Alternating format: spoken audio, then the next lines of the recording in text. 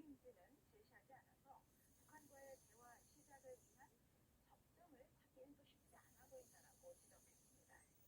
결국 우리 정부 최근 LG 에너지 솔루션도 미네랄 포커스와 합작으로 두 번째 공장을 설립하겠다는 계획을 공개했습니다. 이 경우에는 친환경 정책이 있고 전기차가 해마다 25%씩 성장합니다. 투자 제한까지 강조했습니다. 바이든 대통령은 장비인 극자외선 노광 장비의 클러스터가 한국이 글로벌 반도체 공급의 허브 역할을 할 수 있을 것으로 기대하고 있습니다. 이상 여도 투자 제한까지 강조했습니다. 바이든 대통령은 이런 스탠스를 판단하고 채취 운영을 줄였다가 예상 외로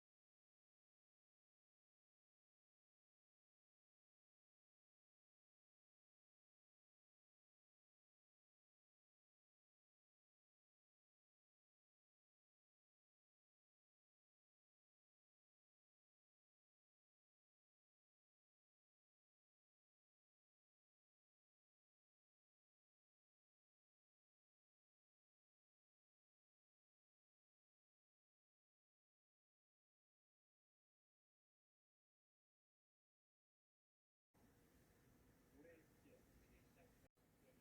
세계시장 가격은 컴퓨터를 생산하는 곳이 SK 이노베이션의 조재현 주 부장입니다. 미국을 방문 중인 문재인 대통령과 미국 시장을 손써받기 위한 일환이지만 원천 기술을 가진 미국과 이를 실현할 수 있는 산업 기반을 갖춘 한미 간 시너지가 확대될 수 있는 대목입니다.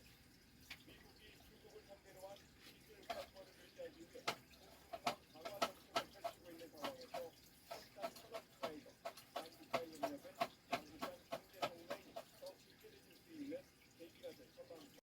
LG 에너지 솔루션과 SK 이노베이션은 배터리 분야에서 GM과 푸드와 합작사를 설립하는 등 12조 원대를 투입하고 현대차 역시 자율주행 전기차와 수소, 로보티क्스, 초신항공 제품 등의 5년간 8조 원 이상의 사회적으로 중국 주위에서 공산당의 국수를 가지고 있는 케이스지만 중국 대체 기업으로서 수 5년간 그 기업의 사실상의 수익률을 압박을 하는 시대에 투자하기 어려워요. 의사결정의 비전을 달라지기 때문에 삼성전자에 대해서는 상황과 상관없이 앞으로 정말 우리 대한민국을 대표하는 대표 기업이 불출이 되어지기 때문에 그리고 대한민국 미래 먹거리와 관련돼서 반도체가 어떻게 발전해야 되는지에 대해서는 이재용 개인의 어떤 생각도 있고 우리 대한민국 발전과 연관이 있고 그다음에 한미 정부 그다음에 미중 경제 배경 한미 상태 이런 것까지 마무리했기 때문에 아주 복합적 사고를 하는 필요가 없는 나고 있기 때문에 그런 맥락이 아마 일부장으로 한편에서 의견을 낸 것 같고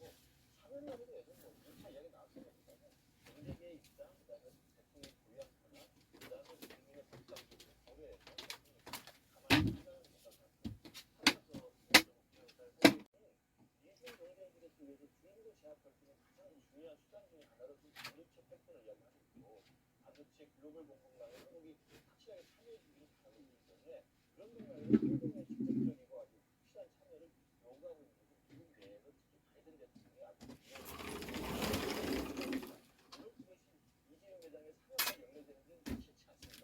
그러나 삼성이라는 거대한 삼성전자라는 반도체 최고 1위의 대기업이 미국의 대문제이기 때문에 이런 관점에서 지금 바이든 행정부 출범 이후에 최초의 한미 정상회담에서 한국과 미국 두 정상이 신뢰를 회복하고 앞으로 나아갈 방향에 대해서 공감대를 확인하는 게 제일 중요하기 때문에 그런 맥락에서 본다면 뭐 굳이 한참의 어떤 국내에서의 그런 의견 표명이 아니더라도 이미 바이든 대통령이 얼마 전에도 이 웨이포 반도체 서밋이라고 반도체 정상회의 하면 방문한 것도 있고 그다음에 이제 미국 기업이 한국 기업에 대해서 미국 기업 입장에서 이재용 회장의 참여에 대해서 바라보고 있다고 있다고 봐요. 그래서 그것을 뭐 비겁한 행위라고 보기는 좀 과도한 그런 것 같고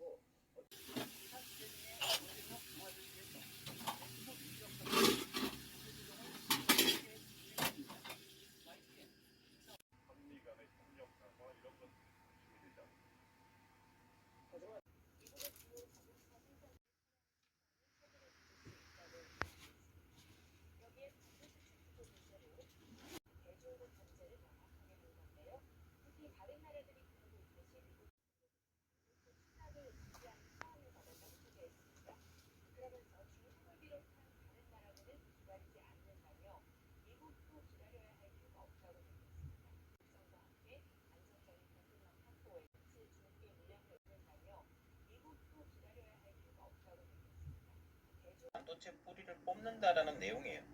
특히 EDA에 대한 수출 규제를 준비하고 있는데 기본적으로 일단 EDA가 무엇인지 좀 알아봐야 되는데 EDA는 Electric Design Automation이라고 해서 이 약자가 EDA입니다.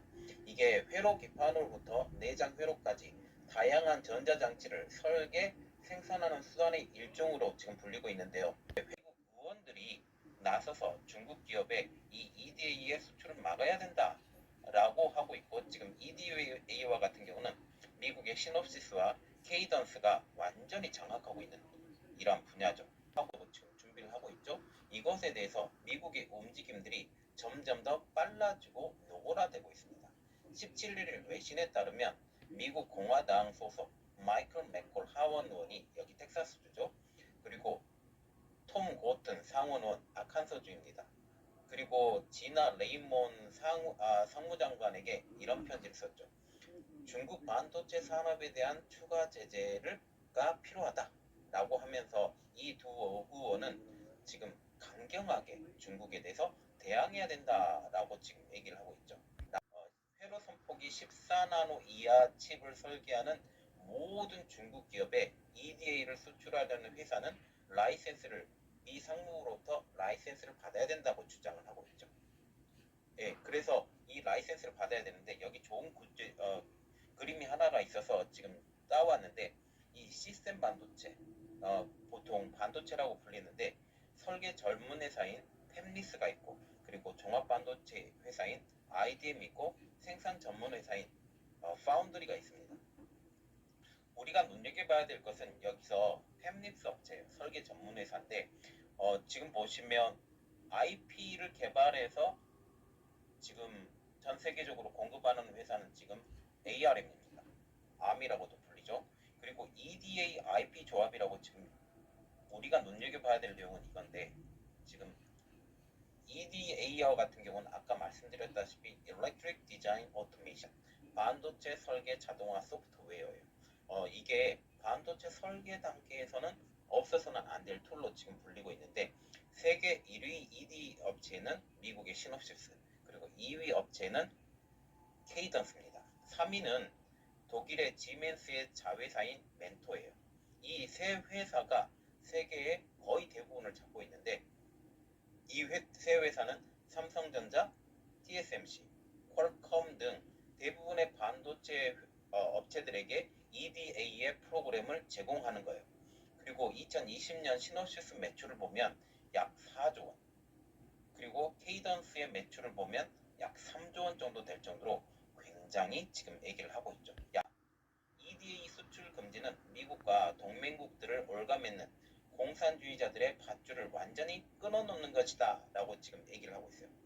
지금 현재 그 14나노 이하의 반도체 설계 제작이 가능한 회사는 어디냐면 중국의 파운드리 업체인 SMIC, 그리고 칭화 유니그룹의 팹리스 업체인 유니SOC, 그리고 D램 개발과 생산 업체인 창신 메모리 이렇게 있고 한 회사가 지금 더 있어요.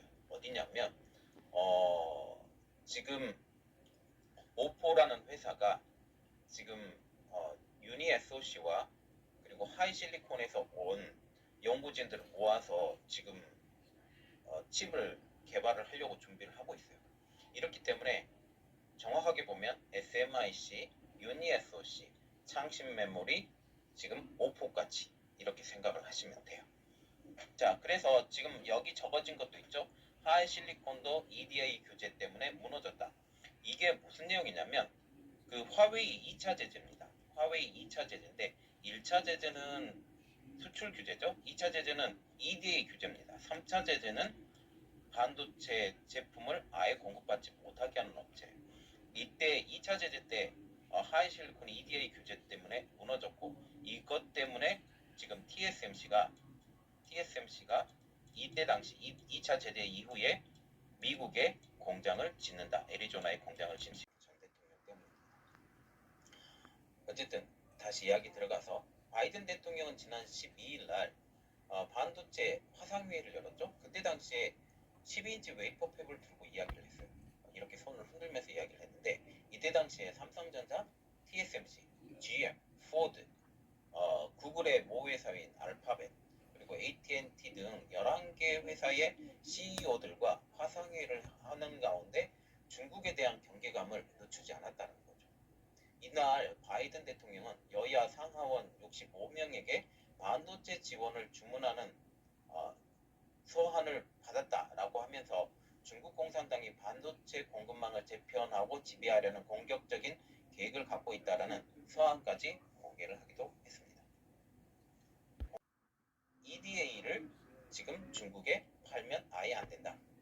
EDA를 팔지 못하면 새로운 반도체 칩을 개발해낼 수가 없어요. 이미 개발한 것은 어쩔 수 없다지만 지금 하루가 다르게 변해가고 있는 이러한 상황에 한 2, 3년만 확 눌러버리면 2, 3년에 기술 격차가 확 생겨버리는 거죠. 이렇게 하면서 또 기술력을 따라가려고 준비를 해야 되는데, 결국은 EDA 프로그램 자체가 전체적으로 막아지게 된다면 중국의 반도체 굴기는 완전히 허상처럼 사라지게 될 가능성도 높다라는 것까지입니다. 좋아요 한 번씩 눌러주시고 이야기 시작해 보겠습니다. 를 만드는 유일한 업체죠. 이 회사에서 EUV 펠리클을 개발했다라는 말이 나오고 있어요. 자, EUV 펠리클을 만드는데 지금 대표적으로 회사 한 3개가 지금 펠리클을 개발하고 있는데, 한국의 2회사, 그리고 ASML과 같이 협력하는 일본 회사 하나. 지금 그래서 EUV 펠리클을 개발한 ASML이라고 해도 실질적으로 이 펠리클을 제작하는 업체, 만들어내는 업체는 결국은 일본 회사가 될 것입니다. 그래서 결국은 한국 회사가 만들어야 되지만 좀 안타까운 마음으로 지금 이 기사를 올려드릴게요. 네덜란드 반도체 장비 업체인 ASML이 극자외선 엑스트라 울트라 바이올렛이라고 불리는 EUV 펠리클 개발을 완료했습니다. 지금 펠리클 개발을 지금 시장에서 어느 정도 원하는 수준으로 됐기 때문에 이런 말이 나올 건데, 정확하게 어느 정도 스펙이 되는지, 어느 정도 반사율이 되는지 이것은 아직까지 공개된 게 아니기 때문에 일단 나온 뉴스만 가지고 이야기를 해드릴게요. 그는 제15대 대통령으로 취임하면서 대한민국이 세계에서 가장 컴퓨터를 잘 활용하는 나라가 됐으면 좋겠다면서 역사가 자신을 평가할 때 지식정보화 사회를 연 대통령으로 기록됐으면 좋겠다는 말을 했습니다. 그리고 실제로 IT 지식정보화 강국에 초석을 마련했죠. 상간 벽지에서도 필요한 서류들은 온라인으로 출력하고 제출할 수 있게 되었고, 굳이 관청을 드나들면서 공무원에게 서류를 바치지 않아도 되는 시대를 열었습니다.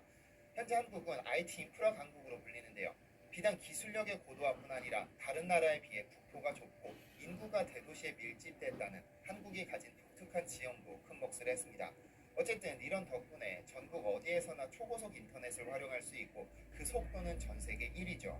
2020년 4월 세계 광대역 통신 및 모바일 인터넷 속도 순위를 공개했는데, 한국은 모바일 테스트 속도에서 전체 1위를 차지했습니다. 선진국이라는 미국과 일본은 각각 33위, 39위를 차지하면서 이 분야에서는 넘사벽의 지위를 유지하고 있습니다. 또한 전 세계 최초로 차세대 이동통신 5G를 상용화하는 등 시장을 선도하고 있기도 한데요. 특히 한국은 인터넷과 스마트폰 등 IT 기기의 보급률이 높고 소비자 간의 정보 교류가 원활한 데다 인프라까지 잘 구축되어 있다 보니 한국인들의 기술 이해도와 활용 항상 한국을 최우선으로 고려하고 있습니다.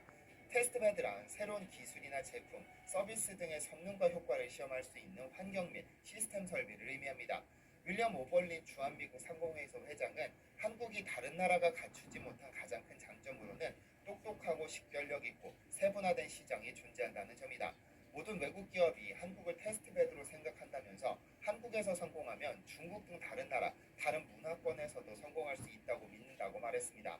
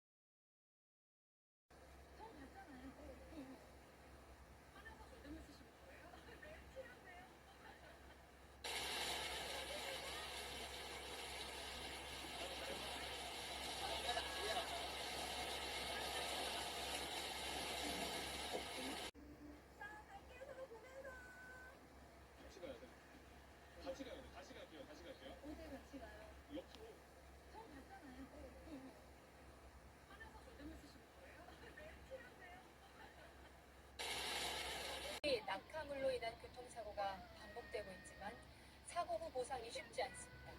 대유민입니다. 고속도로에 달리는 트럭에서 타이어가 빠져나와 도로 위를 흘러갑니다. 차들이 타이어를 피해 다급히 차선을 바꿉니다. 미처 피하지 못한 흰색 SUV 차량이 속도를 줄이자 뒤따라오던 승용차와 대형 트럭 등 차량 3대가 연이어 부딪힙니다. 이 사고로 승용차 탑승자 2명이 숨졌습니다.